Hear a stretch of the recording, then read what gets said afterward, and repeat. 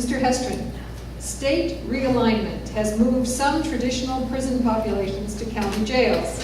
What steps would you take to deal with jail overcrowding, and what would you propose to improve the alternatives in the future? It's a great question. Realignment has been a disaster for Riverside County.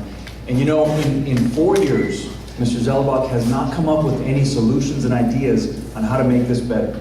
Realignment has caused the release of 20,000 inmates into our community early. It's caused crime to spike around the county. And so here's what I would do differently.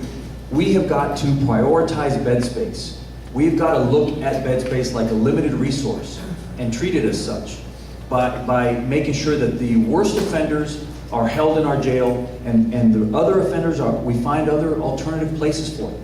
Alternative sentencing programs, ankle bracelets, work release, drug rehabilitation camps. Those are all ideas that can get the lower level offenders out of our jail. Here's what has to happen. We have to be able to hold people like drug dealers and burglars and car thieves in our jail so we can protect our community. That's our job.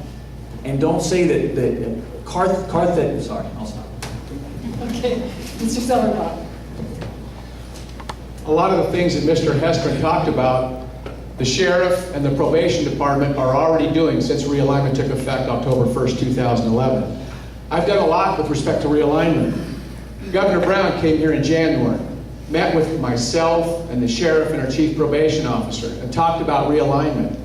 And this headline really tells it all. Governor Brown praises Riverside County's handling of realignment. I opposed it, and I told the governor that before it even took effect. But it's the law, and I took an oath to follow and abide by the law. So the sheriff, who's supporting me, and I are trying to make the best of a terrible situation. It was Sacramento and the legislature and the governor that thrust realignment upon us.